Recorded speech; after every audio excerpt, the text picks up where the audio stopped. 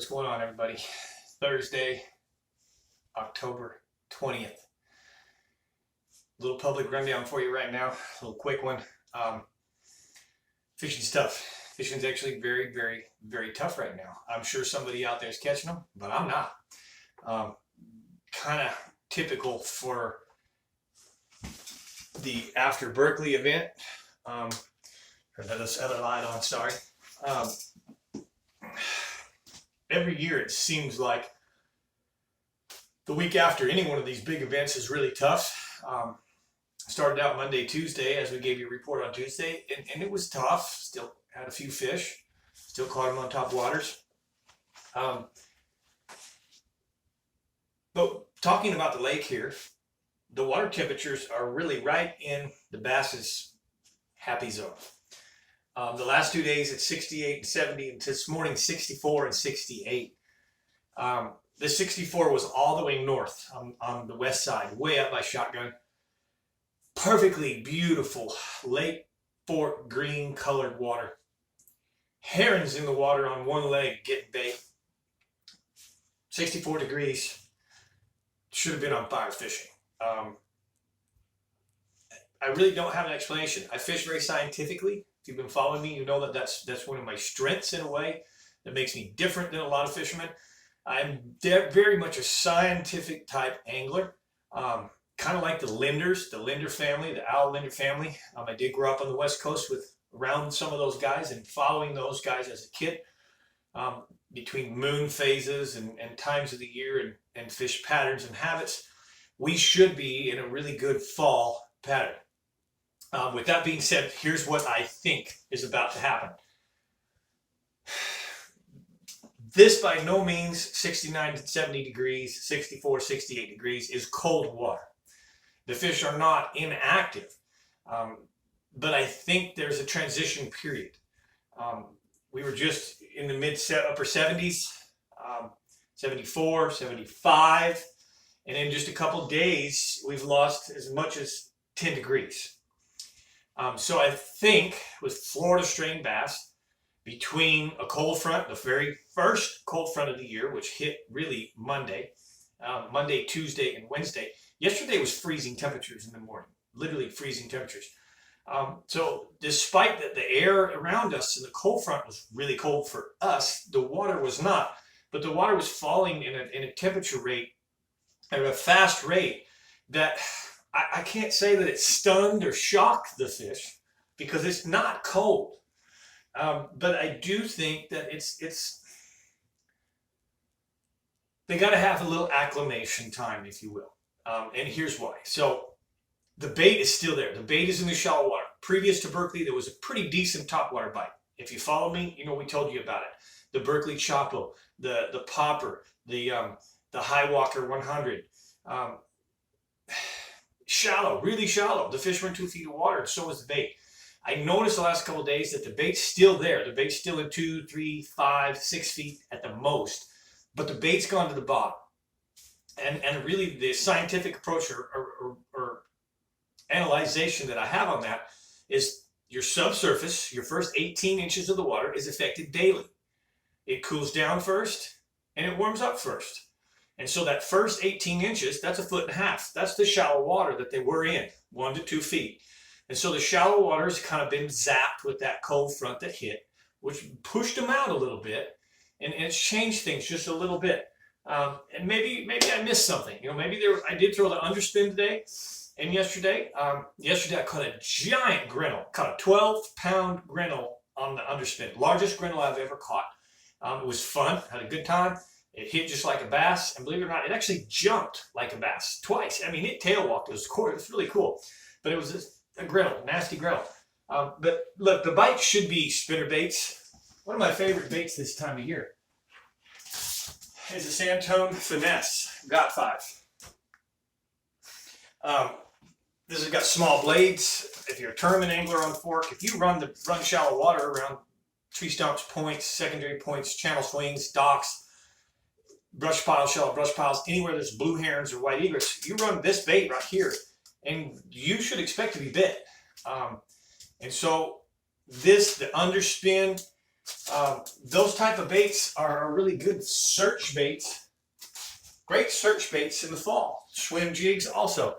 And I've run into multiple guides out there that this week are struggling the same as I am.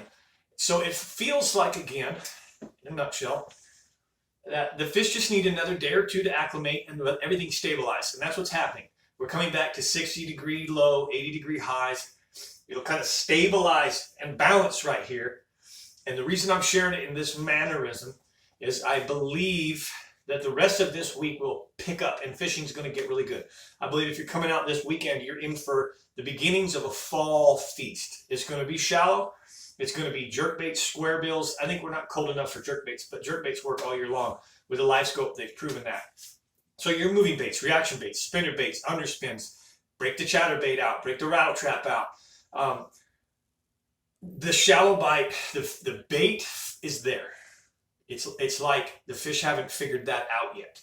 I did notice the other day that a lot of the areas like Board Tree, Double Branch, Indian Creek, Sun Eagle Bay, Taylor Branch, Bell Branch, all that bait that was piled at the mouth has gone in. It's dispersed. It's up in the shallow water. It's on the points. It's on the secondaries. It's on the flats. It's next to the flats. And so the bass follow the bait. The bass were ready to go off in a fall feast. I don't see really any bad weather in the next 10-day outlook. So some stabilization should be up for some really good fishing, both east side, west side. As far as turnover water, I covered enough water today. It's finished. The water in the last 3 to 5 days has gotten better. So I believe, the turnover, remember, that happens in 24 to 48 hours. We do not really truly recognize the moment and day or so that it turns over. What we see is the after effects, the several weeks, the reminiscence of the turnover, the junk and everything that we see, the watercolor change. That's not the turnover. That's what the turnover causes. That's the after effects. If you wonder what I'm talking about, go back and look at my lesson. Go look in the lesson file and look at thermoclines. And when thermoclines break, the fall turnover. It's a 25-minute, 28-minute lesson. Really, really very descriptive. And it'll tell you what that turnover means. We're beyond that. We're way beyond that. The worst thing that can happen is we have too many cold fronts hit too fast, and this water temperature goes down below 55. Below 55, it's winter. Get out your pitching stick. Go pitch the stumps and the creek swings. Maybe your Alabama rigs and your jerk baits and some rattle traps. We don't have much grass, or any grass for that matter. It's going to be a tough winter. As long as we stay above 55, we can hover right here in these 60s. We're going to have a really good November. We're going to have a good fall feast, okay? And there may even continue to be a top water bite. There's no reason that 60 degrees that bass won't eat. They do in the spring. They eat top water at 60 degrees in the spring. They spawn at this temperature in the spring. They're really, happy fish at 68, 70 degrees, they're spawning. So that's kind of the gist of what's going down. We are falling fast. The lake level has changed dramatically in the last couple, 2-3 days. Quite a drop, in fact, from Monday. Almost 1.5 inches, almost 2 inches realistically. And I guess they're just, municipal source. It's what it is. They pull for 4 surrounding counties. I don't believe Dallas is pulling any water, but Dallas can pull water from Lake Fork. That's what the big pump station is, mid-lake on the west side. Dallas built that pump station in 2007. They have rights to the first 9 feet of Lake Fork. And if they need water in Dallas or they want to pull it, they can pull from Lake Fork. I don't think that's the case. I think we've just used it around here. But we've dropped a lot, and we're still beginning to really truly push the 7-foot low again. This is about 6 foot 11 inches below full pool right now. What I recognized the other day that I want to share with you that I think is crazy. Lake Fork is such a shallow-born lake. The average depth in Lake Fork is 35 to 50 feet. And because of that, it really has a lot of backwater. And we've lost 7 feet of that, which constitutes literally about 23% of the lake. I think the lake is considered to be either 73% full or 78% full. But it's almost 25% of the lake. It's just 7 feet of it. And that's because we lose the backwater. Talking about our we're 27,000 surface acres typically. Right now, I think we're around 23. It's a lot of water. It's a lot of missing variables that the fish are used to using in the fall, and they just don't have it right now to use. A lot of docks that are not in the water. And then one final thing I'm going to close you with. About 2017-18, they did a very, very big spray campaign to eradicate the salvinia, to eradicate water hyacinth, but mostly the salvinia. We had some salvinia scares, and they had to do what they had to do. But they sprayed very viciously. They really killed all vegetation, including lily pad fields. There's very, very little. A little bit on the east side, up in Running Creek, Coffee Creek. Those places had a few lily pads. There's a little bit of lily pads, or was lily pads, on the west side, way up on the 19 bridge. But overall, in 95% of the lake, they really killed the vegetation. They wiped it out. And again, they had to do that. But that lack of vegetation in the fall really makes things tough. And the last 3 falls on Lake Fork have been pretty brutal. Anybody that fishes it as much as we do, follows it as much as we do, you know that's the case. So I really think that you need to kind of adjust, and you need to fish the fish that are suspending in the trees more than what your typical fall bite is. So in other words, if there was a mistake that I've been making this last few days, I'm running the bait, I'm running shallow, I'm running fall patterns, but I think the fish are suspended in the wood and the trees just outside of those patterns. All the bait's up, all the bait's there, but the fish are just offshore suspending in trees. Live scope may help a lot, it may not. So your patterns kind of need to be changed, adjusted just a little without having grass and lily pads and things like that in the water. And of course, we're 7 feet low. We wouldn't have that in the water anyways. But I can tell you this, when the lake comes back up, there is so much vegetation grown on the shorelines. In some of the creeks and coves, it's not just grass. It's baby sapling trees. It's miles of baby buckbrush and baby button willows. And all those saplings and everything, they're going to stay there. They're not going to stay green, but when the lake rises and gets full, 3, 4, 5 feet even, it's going to go up into all that heavy, shallow cover. That's going to create heavy, shallow cover. And I really am looking forward to next spring, a 3 to 4, 5 foot rise in this lake. And next spring is going to be outrageous. Going to be one of the best springs we've had in a long time. It's going to be epic. It's going to bring a lot of big fish up a little more than normal. It's going to keep them up in there a little bit more than normal. And then we're going to have some cool bites. We're going to have some awesome swim jig bites. We're going to have probably some buzzbait bites and great top water bites.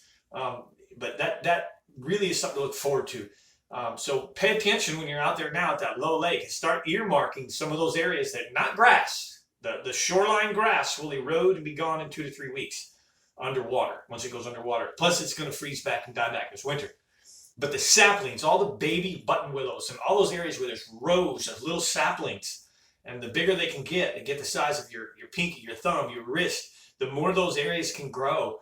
And there's a couple areas that I saw today that were just super stacked and dense, and they created lines and rows and edges. And when they're 4 or 5 feet underwater, fishing is going to be awesome. So that's it, guys. That's the gist of the rundown. I still have this Daiwa reel, cool spinning reel. Anybody wants it, holler at me. I can meet you somewhere. I can ship it to you. $50 for a $150 Daiwa reel that really never got used. I don't think there's even a mark on it. I'd like to get rid of that. I've been using the Abu Garcia line, and I'm loving it. Absolutely loving the rods are so awesome. They're so sensitive. The reels are super, super good and super smooth. The high gear ratio 9-to-1 on my plastics, and then just the beast stuff, the winch stuff, all of it for the reaction. I'm thrilled. So watch for me to tell some little bit of reports and what I think more throughout the year. Next year is going to be awesome with a whole new repertoire in the boat of Abu Garcia rods and reels. Excited. Thank you guys for watching. Appreciate your public subscription. We are now over 3,700. Tell your friends about it. Also, please consider coming to the members only. I know there's not many more tournaments in the year, so drawing any of you guys to the tournament anglers over to there probably doesn't make any sense. But As always, when I finish this public rundown with you, I'm going to go tell the members a little bit more details than I've told you. In fact, quite a bit more details than I've told you. I tell them exactly what I'm doing, even what I'm not doing. I tell them sometimes what I tried that's not working, and suggestions of what I would be doing. But generally, I give the full-blown report, 100% true to heart, in the members-only channel. It's real simple to subscribe. Look in the descriptions of this rundown below this rundown. In descriptions, find the link, click the link, and just go follow the procedure. $4.99 a month. That's less than a crankbait these days. It's definitely about a gallon of gas in your boat for 1 month. 8 reports, 8 fishing reports, in-detail reports, including locations of where to be on fork. That's it. There's your invite. Come to the members only. Thank you so much. Hit the like button, comment below. Look forward to seeing you next Tuesday when I come back at you with another rundown.